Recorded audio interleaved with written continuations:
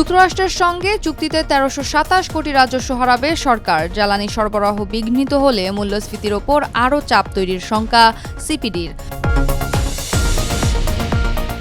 জনগণকে দেওয়া প্রতিশ্রুতি থেকে সরব না মন্তব্য প্রধানমন্ত্রীর। নারীর ক্ষমতায়ন ছাড়া সম্ভব হবে না দেশের অগ্রগতি।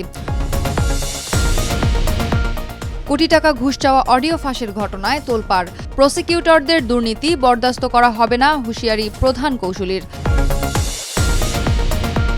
মধ্যপ্রাচ্য সংকটে দেশে বেড়েছে ডলারের দাম। জ্বালানির দর বাড়ানোর পরিকল্পনা নেই, জানালেন প্রতিমন্ত্রী। যুক্তরাষ্ট্র ইসরায়েলের যুদ্ধ ব্যর্থ, দাবি ইরানের পররাষ্ট্রমন্ত্রীর। ওয়াশিংটনের সঙ্গে কোনো আলোচনায় না বসার ঘোষণা। স্বাগত জানাচ্ছি দ্য বিজনেস স্ট্যান্ডার্ডের নিয়মিত আয়োজন টিভিএস রাত ৮টার সংবাদের সঙ্গে আছি আমি রুবাইয়া আয়েশা। দেখছিলেন শিরোনাম, এবারে বিস্তারিত। বাংলাদেশ ও যুক্তরাষ্ট্রের মধ্যে স্বাক্ষরিত নতুন বাণিজ্য চুক্তি কার্যকর হলে সরকারের আমদানি শুল্ক আয়ে বড় ধরনের ঘাটতি তৈরি হতে পারে বলে আশঙ্কা প্রকাশ করেছে বেসরকারি গবেষণা প্রতিষ্ঠান centre for policy dialogue CPD. সংস্থাটি বলছে, এই চুক্তির ফলে বছরে প্রায় ১,৩২৭ কোটি টাকার রাজস্ব হারানোর ঝুঁকি তৈরি হতে পারে। ১০ মার্চ রাজধানীর ধানমন্ডিতে সিপিডি কার্যালয়ে আয়োজিত মিডিয়া ব্রিফিংয়ে এ তথ্য তুলে ধরেন সংস্থাটির নির্বাহী পরিচালক ডক্টর ফাহমিদা খাতুন। সিপিডি সতর্ক করে আরও জানায়, মূল্যস্ফীতি এখনও ৮% ওপরে রয়েছে। মধ্যপ্রাচ্যে চলমান সংঘাতের কারণে জ্বালানি সরবরাহের সমস্যা দেখা দিলে মূল্যস্ফীতির ওপর আরও চাপ তৈরি হতে পারে। কোনো পরিস্থিতিতেই জনগণকে দেওয়া প্রতিশ্রুতি থেকে সরে আসা হবে না বলে দৃঢ় প্রত্যয় ব্যক্ত করেছেন প্রধানমন্ত্রী তারেক রহমান। ১০ মার্চ মহাখালীর কড়াইলে বনানী টি&টি খেলার মাঠে ফ্যামিলি কার্ড বিতরণ কার্যক্রম উদ্বোধনী অনুষ্ঠানে এ প্রত্যয় ব্যক্ত করেন তারেক রহমান। দেশের মানুষের বর্তমান সরকারের কাছে অনেক প্রত্যাশা রয়েছে উল্লেখ করে প্রধানমন্ত্রী আরও বলেন, বৈশ্বিক পরিস্থিতির কারণে কিছু প্রতিশ্রুতি বাস্তবায়নের সময় বেশি লাগতে পারে। সবাইকে ধৈর্য ধরে পরিস্থিতি মোকাবিলা করার আহ্বান জানান তিনি। নারীর ক্ষমতায়ন প্রশ্নে তারেক রহমান বলেন, দেশের জনসংখ্যার অর্ধেক নারী। এই অর্ধেক জনসংখ্যাকে যদি আমরা পেছনে রাখি, শিক্ষা এবং অর্থনৈতিকভাবে তাদের যদি ক্ষমতায়িত করতে না পারি, তাহলে দেশকে কোনোভাবেই সামনে এগিয়ে নিয়ে যাওয়া সম্ভব নয়। সদ্য সাবেক এক প্রসিকিউটরের বিরুদ্ধে জামিন করিয়ে দেওয়ার জন্য ১ কোটি টাকা চাওয়ার অভিযোগ ওঠার পর দেশ জুড়ে শুরু হয়েছে তীব্র সমালোচনা।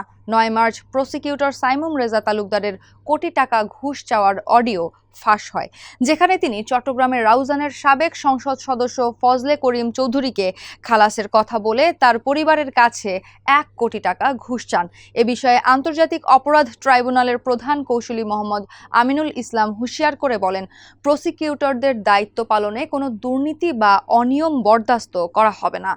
ভবিষ্যতে কোনো প্রসিকিউটরের বিরুদ্ধে সামান্য অভিযোগের সত্যতা পাওয়া গেলেও তার বিরুদ্ধে কঠোর ব্যবস্থা নেওয়া হবে বলে সতর্ক করেন তিনি। মধ্যপ্রাচ্যে সংকটে বেড়ে গেছে ডলারের দাম। ১০ মার্চ ১২২ টাকা ৯০ পয়সা পর্যন্ত দামে ডলার কিনছে ব্যাংকগুলো। এর ফলে আমদানিতে ডলারের দাম ১২৩ টাকা পর্যন্ত উঠে গেছে।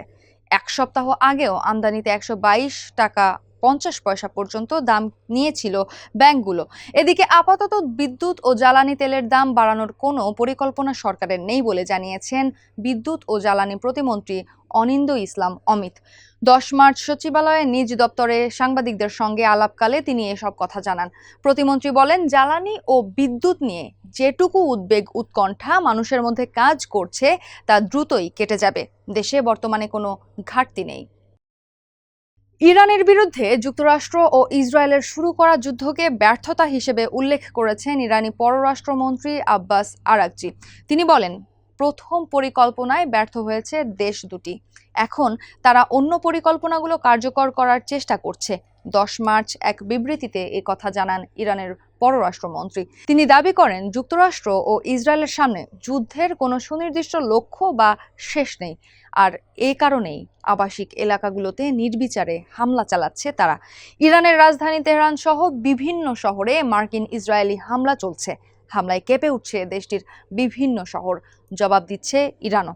বিভিন্ন বার্তায় বলা হচ্ছে, তেহরানের পাল্টা হামলা অব্যাহত থাকবে। দীর্ঘস্থায়ী যুদ্ধের জন্য প্রস্তুত ইরান। এই পর্যায়ে কোনো সম্ভাবনা নেই যুদ্ধবিরতির। দর্শক, এই ছিল টিভিএস রাত ৮টার সংবাদে। এতক্ষণ সাথে থাকার জন্য ধন্যবাদ সবাইকে।